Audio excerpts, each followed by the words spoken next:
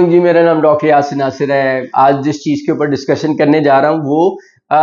Common public के लिए एक सिंपल अवेयरनेस मैसेज है, जिसको बहुत ज़्यादा कॉम्प्लिकेट नहीं करेंगे। वो ये है कि जब भी आप किसी भी गैदरिंग के अंदर इकट्ठे होते हैं, मिसाल के तौर पे आप किसी शादी के फंक्शन पे जाते हैं, या आप ईद के दिनों में सारी फैमिली इकट्ठी होती है या गैदरिंग होती है, या आप किसी बर्थडे फंक्शन पे जाते हैं, तो दो तीन चीजें बड़ी इंपॉर्टेंट होती हैं कि पेशेंट उससे एक दो दिनों के बाद फौरन कंप्लेंट लेके आता है कि डॉक्टर साहब मुझे वहां पे मैं गया था, बहुत सारे लोग थे, मुझे फ्लू हो गया, फ्लू होने के बाद मुझे बलगम वाली खांसी शुरू हो गई, उसके बाद मेरा दमा खराब हो गया, या मेरी सीओपीडी खराब हो गई, या मेरी छींकें तब से बंद नहीं हो रही हैं, तो मुझे बताएं मैं क्या करूं। ऑब्वियसली डॉक्टर होने के नाते आप प्रॉपर मैनेजमेंट तो कर देते हैं, आप प्रॉपर उसका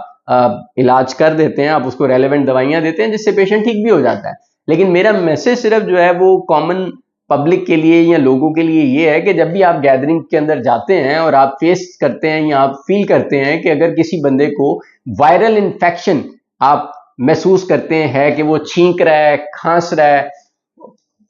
उसकी आंखों के अंदर भी रेडनेस है, या वो एलर्जीज को फेस कर रहा है, यानी any sort of viral infection और फ्लू वो है, तो आप उससे एक सेफ डिस्टेंस जो है वो गेन कर सकते हैं, या आप अपना मास्क यूज कर सकते हैं। It is very much imperative, क्योंकि अगर आप बिल्कुल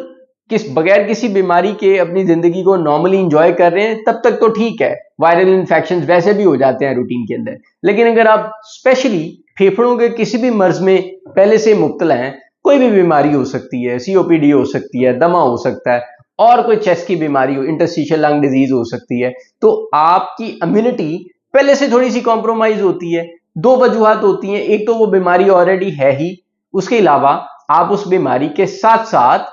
कोई ना कोई मेडिसिन, अम्यूनो सुप्रेसेंट या इम्यूनिटी कम करने वाली दवाई भी ले रहे होते हैं, जिसमें आपका इनहेलर हो सकता है, जिसमें स्टेरॉयड होता है, या आपका वैसे स्टेरॉयड की गोलियां होती हैं, या आप कोई वैसे इम्यूनिटी सुप्रेस करने वाली दवाइयां यूज कर रहे होते हैं किसी ना किसी लंग की डिजीज के लिए, बीमारी के लिए। तो ऐसे केसेस के अंदर वायरल इन्फेक्शन बड़े कॉमन होते हैं। तो वायरल इन्फेक्शन को केटर करना थोड़ा सा ट्रिकी होता है इन लोगों के अंदर। ऑल्दो इसके ऊपर मैं पहले भी एक वीडियो बना चुका हूं कि अगर आपको किसी भी लंग की बीमारी में आप उसके लिए रेगुलर मेडिकेशंस पे हैं, तो आप अपना एनुअल फ्लू वैक्सीन जरूर लगवाएं, हर साल अपना फ्लू वैक्सीन पूरा करें, अपना निमोनिया वैक्सीन भी पूरा करें। और अगर स्टिल पूरा नहीं भी किया हुआ या किया भी हुआ तब भी आप viral infection, acute viral infection, इस तरह की चीजों से जरूर बचें, क्योंकि ये आपकी